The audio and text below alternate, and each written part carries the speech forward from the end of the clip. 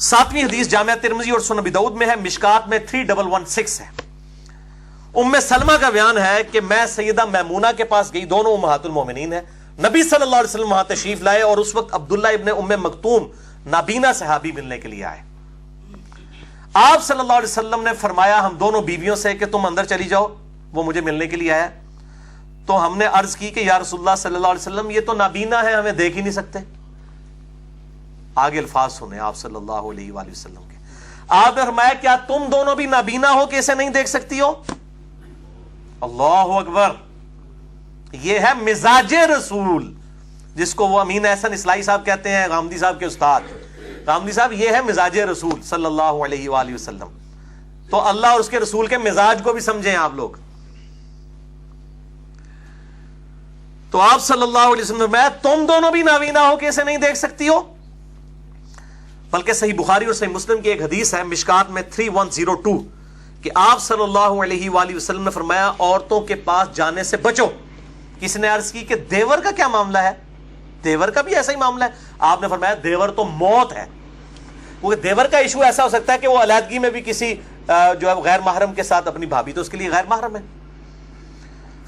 एक और हदीस है तिरमिज़ी में मिशकात में 3118, आप सल्लल्लाहु अलैहि वसल्लम ने फरमाया जब भी दो गैर महरम मर्द औरत होते हैं तो तीसरा उनमें शैतान होता है। भावे वो दाढ़ी वाला है, भावे बगैर दाढ़ी वाला है, भावे वो औरत निकाब वाली है तो भावे बगैर निकाब दी है, तीसरा शैतान उन्होंने नाल मौजूद होएगा। और गैर महरम ही होगी जो मंगेतर वाला इशू है। मनकूहा का भी मसला यह है कि अलहदगी में नहीं मिलेंगे, अदरवाइज को काम डाल दिया, कल को अलहदगी होगी तो एक दूसरे के ऊपर फिर तोहमतें लग जाएंगी। मियां बीवी भी जिनकी रुखसती नहीं हुई वो अलहदगी में नहीं मिल सकते जब तक रुखसती नहीं हुई है, किसी पब्लिक गैदरिंग में मिले। अदरवाइज इस चीज का खदशा है कि कोई वो हरकत कर बैठे हैं ऐसी वैसी, कल को मर्द औरत में अलहदगी हो कि जी ये तो मैं तो पता नहीं, तो है ये बेहुदा औरत है, मुझे तो पता ही नहीं है, तो ऐसा मामला हो जाए। मैं इशारतन बात कर रहा हूं, आप समझ जाएंगे।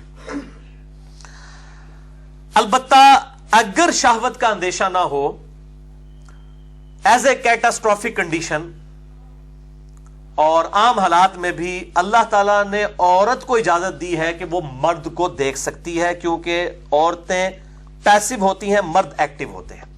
अलबत्ता मर्द की चाहे कोई भी नीयत है वो गैर महरम औरत को नहीं देख सकता। इवन वो किसी मर्द को भी शहवत के साथ अमरद को नहीं देख सकता। यह भी बात ज़हन में रखें।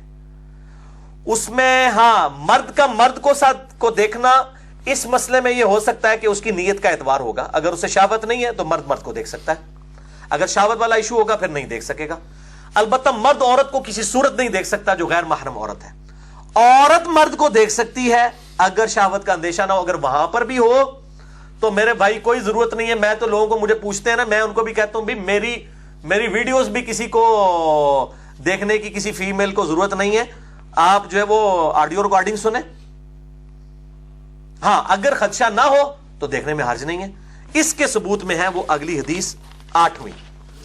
लेकिन उससे पहले ये क्रिटिकल हदीस कि जो दिल की नीयत के एतबार से मैं कह रहा था, मर्द का मर्द को देखना भी हराम हो जाएगा अगर उसके दिल के अंदर शहवत मौजूद है, या औरत का मर्द को देखना हराम हो जाएगा उस केस में। वैसे वो मर्द को अगर देख लेती है तो उसके ऊपर वो पर्दे वाले हकाम नहीं। मैंने आपको इसकी लॉजिक भी बताई थी।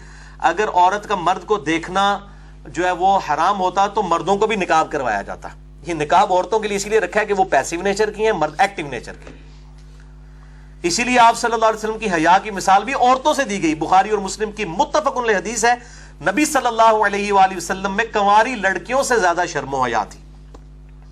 तो फी नफसी लड़कियां जो हैं वो शरीफुन नफ्स होती है। मैंने देखा है ये बदमाश जो है ना ये मर्द ही है, ये हकीकत बात है। औरतें फी नफसी मेजॉरिटी शरीफुन नफ्स होती हैं। अल्लाह ताला ने नेचुरली उनके अंदर ये चीज हया का मादा मर्दों की निस्बत ज्यादा रखा हुआ है। तो वो हदीस है सही मुस्लिम में और मिशकात में 5073। आप सल्लल्लाहु अलैहि वसल्लम ने एक टच स्टोन आपको टेस्टर अपने अपने लगाने के लिए दे दिया है। सही मुस्लिम में मिशकात में 5073 आप सल्लल्लाहु अलैहि वसल्लम ने फरमाया, गुनाह वो जो तेरे दिल में खटके और तू इस बात से आर महसूस करे कि लोगों को पता ना चल जाए। अब ये दिल का मामला है। अगर कोई मर्द किसी को शहवत की नजर से देख रहा है तो उसको तो ये बात पता है ना, और वो खटकता है इस बात से, तो समझ ले गुनाह है। इस तरह औरत किसी मर्द को देख रही है, गुनाह है। اور مرد عورت کو کسی بھی نیت سے نہیں دیکھ سکتا، وہ بینڈ ہے۔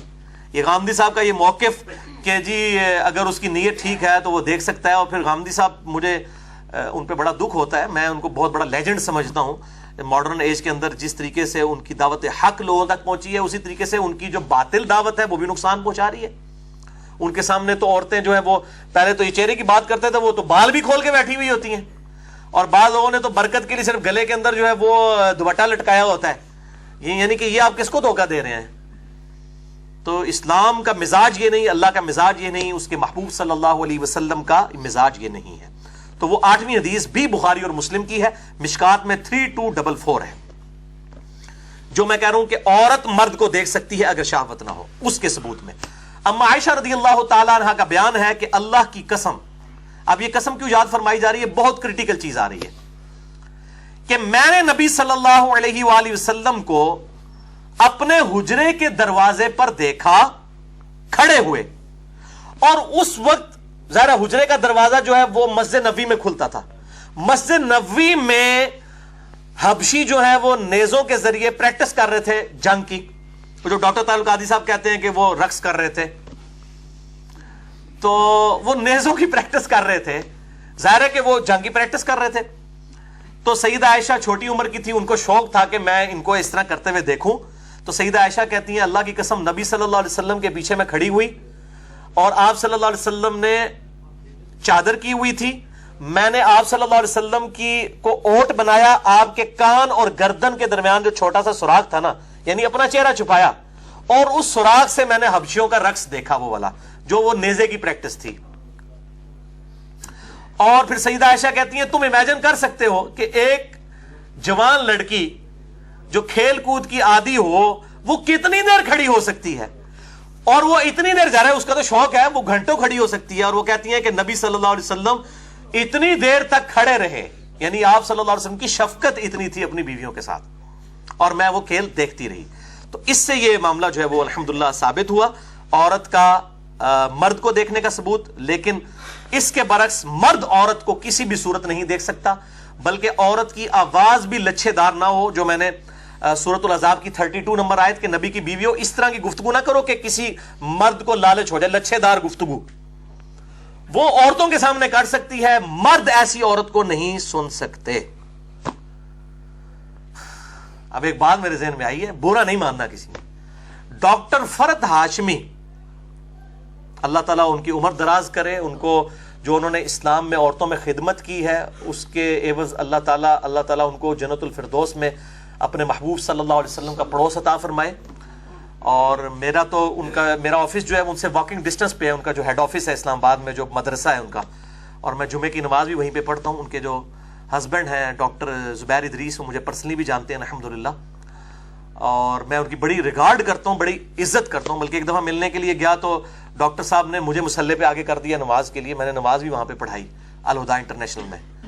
تو لیکن ڈاکٹر فرد ہاشمی کا جو سٹائل ہے گفتگو کرنے کا، وہ سٹائل نہیں ہے جو ایک عورت مرد کے ساتھ کرے۔ ان کے لیکچر صرف عورتیں سن سکتی ہیں، مرد نہیں سن سکتے، کیونکہ اس طریقے سے گفتگو کرنا جس میں ذرا شفقت کا پہلو پایا جاتا ہو، اب میں اس کے لیے کوئی غلط لفظ نہیں بولنا چاہتا، لوگوں کی عقیدت وابستہ ہے تو وہ پھر میرے گاٹے فٹ ہو جائے گا، میں بس اشارتاً بات کر رہا ہوں۔ تو لوگ مجھ سے پوچھتے بھی ہیں، عورتیں ضرور سنیں، ماشاءاللہ کوئی شک نہیں ہے، ان کی بہت بڑی خدمت ہے۔ اب تو ان کے ہسبینڈ کے بھی لیکچرز آ رہے ہیں، تو مردوں کو شوق ہے تو وہ سنیں، باقی سپیکرز کو سنیں۔ تو عورتیں ڈاکٹر فرد ہاشمی کو سنیں، مرد نہ سنیں، یہ میرا اس حوالے سے ایکسپرٹ اوپینین ہے۔ اس کے ثبوت میں آپ کو حدیث دے رہا ہوں بخاری اور مسلم دونوں سے، یہ اگلی حدیث بھی 9ویں حدیث بھی متفق علیہ حدیث ہے بخاری اور مسلم کی، مشکات میں 988، مزاج رسول صلی اللہ علیہ وآلہ وسلم عورتوں کی آواز کے پردے کے اعتبار سے۔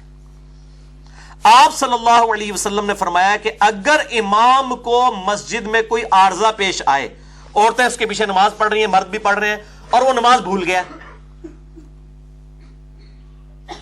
نماز میں، تو مرد سبحان اللہ کہہ کے اس کو لقمہ دیں، اور عورتیں ہاتھ پر ہاتھ مار کے، عورت نہیں سبحان اللہ اونچی آواز میں کہہ سکتی، عورت آمین بھی اونچی نہیں کہہ سکتی، اگلی حدیث جو آ رہی ہے اس کے اوپر بھی تلبیہ بھی نہیں اونچی کہہ سکتی. عورت مرد کو، امام جو مرد ہے اس کو غلطی پر ہاتھ پہ ہاتھ مار کے مطلع کرے گی اپنی آواز سبحان، یعنی عورت کی آواز کا بھی پردہ ہے جو میں کہہ رہا تھا. ادروائز اس سے کریٹیکل سچویشن کیا ہے کہ وہ سبحان اللہ کہہ کے اس کو آگاہ کریں اس کی غلطی کے اوپر. تو یہ ہے وہ ثبوت، وہ والی حدیث. اور قرآن حکیم میں بنی اسرائیل 23 نمبر آیت میں آیا کہ ماں باپ کو اف تک مت کہو. تو اس کا یہ مطلب نہیں کہ مار لو، گالی دے لو. جب اف نہیں کر سکتے باقی چیزیں، تو جب عورت کی آواز کا پردہ ہے کہ مرد کو وہ آواز سے مطلع نہیں کر سکتی اس طرح کے ایشو میں، تو چہرے کا پردہ کیوں نہیں ہے اس کا؟ یہ میں مزاج کی بات کر رہا ہوں خصوصاً غامدی صاحب کے لیے.